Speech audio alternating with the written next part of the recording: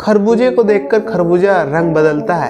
यह कहावत असल जिंदगी में कितना प्रैक्टिकल है यह तो कहा नहीं जा सकता, पर क्रिकेट में यह कहावत बिल्कुल फिट बैठता है, क्योंकि रिकॉर्ड को देखकर ही दूसरे रिकॉर्ड कायम किए जाते हैं।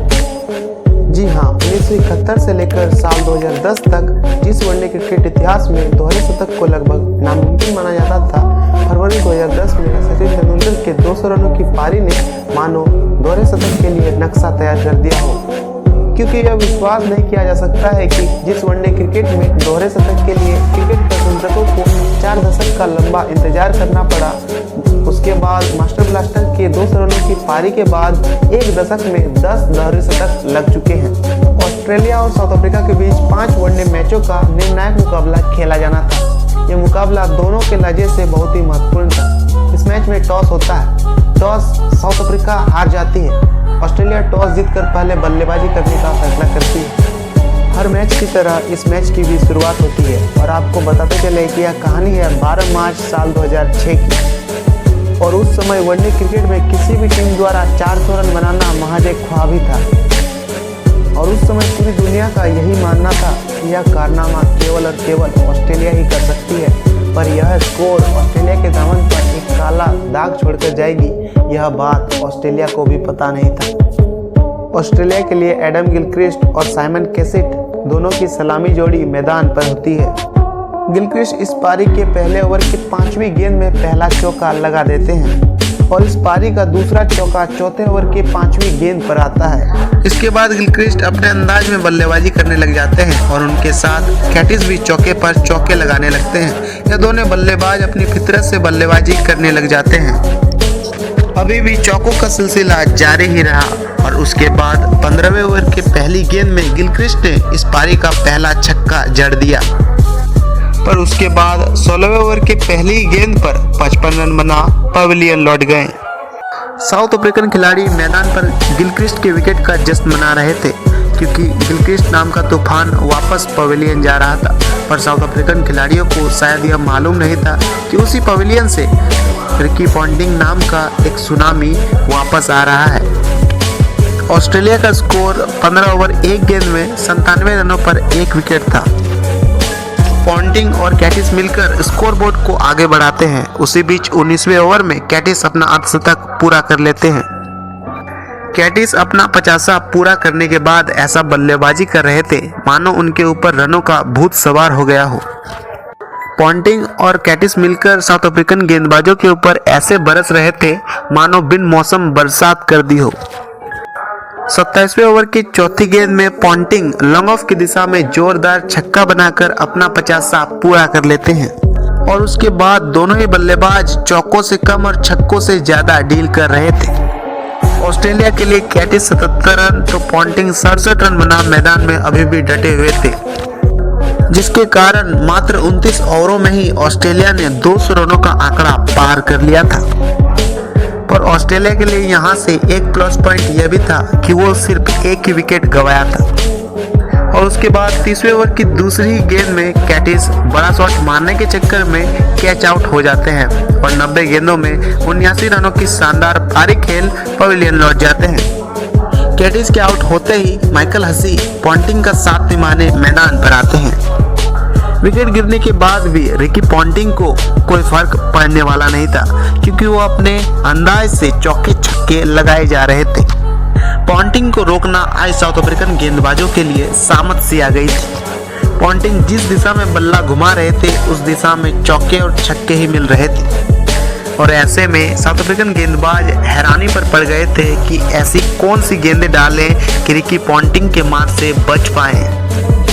और साउथ अफ्रीकन कप्तान गेंदबाजी पर थे और पॉन्टिंग बल्लेबाजी में। पॉन्टिंग एक शानदार शॉट खेलते हैं और उसी के साथ अपना शानदार शतक पूरा कर लेते हैं। उसके बाद माइक हसी भी कहां पीछे रहने वाले थे, उन्होंने भी छक्का मारकर अपना अर्धशतक पूरा कर लिया। इसके बाद माइक हसी का अवतार खूंखार की तरह दिखा। वो हर तरफ बाउंड्री की तलाश में खूंखार शेर की तरह घूम रहे थे, हर गेंदबाज को आड़े हाथों ले रहे थे। 46वें ओवर की दूसरी ही गेंद पर मिड ऑफ की दिशा में पॉन्टिंग एक जोरदार छक्का मारते हैं और इसी के साथ अपना 150 रन पूरा कर लेते हैं। पॉन्टिंग की यह पारी लिमिटलेस थी क्योंकि यह पारी यहीं रुकने वाली नहीं थी। अब यह खेल 47वें ओवर तक पहुंच चुका था, जहां ऑस्ट्रेलिया का स्कोर 3 विकेट के नुकसान पर 381 रन था। अब इस पारी का मात्र 3 ओवर का खेला बचा था, पर इसी 3 ओवर में ऐसा इतिहास रच दिया जिसने पूरे क्रिकेट इतिहास को हिलाकर रख दिया। एंड्रू साइमंड के छक्के के साथ ही ऑस्ट्रेलिया टीम 400 रनों का आंकड़ा पूरा कर ली थी। आज क्रिकेट का इतिहास भी ऑस्ट्रेलिया टीम को सलाम कर रहा था, क्योंकि यह वनडे इतिहास का सबसे बड़ा लक्ष्य बन गया था। 105 गेंदों में 164 रनों की पारी पर रिकी पॉन्टिंग की पारी समाप्त हो जाती है। क्रिकेट इतिहास और उनके सभी दर्शक रिकी पॉन्टिंग को सलाम कर रहे थे, क्योंकि यह ऐतिहासिक पारी थी जो 164 रनों की खेली गई थी। ऑस्ट्रेलिया ने कुल 50 ओवरों में 434 रन बना डाले और साउथ अफ्रीका के लिए 435 रनों का विशाल लक्ष्य खड़ा कर दिया। दक्षिण अफ्रीका के लिए यह मैच अब एक नाम मात्र का था, क्योंकि यहां से दक्षिण अफ्रीका जीत पाना लगभग नामुमकिन था। जहां साउथ अफ्रीका को इस मैच की जीत के लिए किसी करिश्मे की जरूरत थी, वहीं दूसरी ओवर के पहली गेंद पर बोइटा के रूप में विकेट चला गया। उसके बाद बल्लेबाजी करने के लिए आए हर्सल गिब्स मैदान पर ऐसे तूफान लाएंगे, यह ऑस्ट्रेलिया टीम को भी पता नहीं था। यह ऑस्ट्रेलिया और क्रिकेट इतिहास को पता नहीं था कि हर्सल गिब्स ऑस्ट्रेलिया टीम को ऐसा काला दाग देने वाले हैं जिसे जन्मों जन्म तक मिटाने वाला कोई खिलाड़ी पैदा नहीं होगा। अफ्रीकन कप्तान ग्रेम स्मिथ और हर्सल गिब्स यही सोच रहे थे कि इस टारगेट को तो पूरा नहीं किया जा सकता, पर हमें यही कोशिश करना है कि हर गेंद को बाउंड्री पहुंचाना है। दोनों ही खिलाड़ी अपने कहे अनुसार खेल को अंजाम दे रहे थे और हर गेंद को बाउंड्री के बाहर करने का प्रयास कर रहे थे। हर्सल गिब्स इस मैच को शराब के नशे में खेल रहे थे और उनका नशा सर चढ़ के बोल रहा था, क्योंकि उनके बल्ले से चौकों छक्कों की छड़ी निकल रही थी और मात्र 79 गेंदों में हर्सल गिब्स अपने शतक पर पहुंच जाते हैं। अब गिब्स अपना आपा खो चुके थे, क्योंकि वो गेंदबाजों के जज्बात से खिलवाड़ कर रहे थे और हर गेंद को दर्शकों के बीच खेल रहे थे। हर्सल गिब्स के गगनचुंबी शॉटों से मैदान में ऑस्ट्रेलियाई खिलाड़ी के फील्डर मात्र दर्शक बन के रह चुके थे। 284 रनों के स्कोर पर एबी डिविलियर्स आउट हो जाते हैं और मात्र 16 रन बना पवेलियन लौट जाते हैं। अब यह खेल आखिरी 50 गेंदों का बचा था, जिसमें साउथ अफ्रीका को जीत के लिए 87 रनों की आवश्यकता थी। साउथ अफ्रीकन खिलाड़ी मार्क वाउचर के शानदार फिनिशिंग टच से अब यह खेल आखिरी 18 गेंदों तक बच चुका था, जिसमें जीत के लिए साउथ अफ्रीका को मात्र 30 रनों की आवश्यकता थी, यानी कि रिक्वायर्ड रन रेट 10 तक पहुंच चुका था।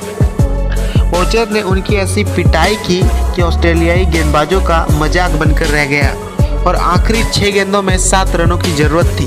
अब यहाँ से केवल 4 गेंदों में 2 रनों की आवश्यकता होती है, पर यहाँ साउथ अफ्रीका का 1 विकेट चल जाता है और साउथ अफ्रीका 433 रनों के स्कोर पर 9 विकेट गंवा चुका होता है। यहाँ से साउथ अफ्रीका को 3 गेंदों में 2 रनों की आवश्यकता होती है और ऑस्ट्रेलिया को सिर्फ 1 विकेट। अब साउथ अफ्रीका को जीत के लिए 2 गेंदों में 1 रन चाहिए होते हैं और साउथ अफ्रीका के लिए प्लस पॉइंट यही था कि स्ट्राइक पर मार्क वाउचर थे। वाउचर ने उस गेंद को चौके के लिए भेज दिया और साउथ अफ्रीका को एक ऐतिहासिक जीत प्राप्त कर दिया। यह न केवल लक्ष्य को प्राप्त किए, बल्कि लक्ष्य से 2 रन अधिक बना दिए। ऑस्ट्रेलिया ने 434 रन बना दिया था और 435 रन का लक्ष्य दिया था, वहीं साउथ अफ्रीका ने 438 रन बना डाले और 1 गेंद को अपनी जेब में डाल दी। तो यह कहानी थी क्रिकेट इतिहास के सबसे बड़े रन चेज की और क्रिकेट इतिहास के सबसे सुनहरे पलों की।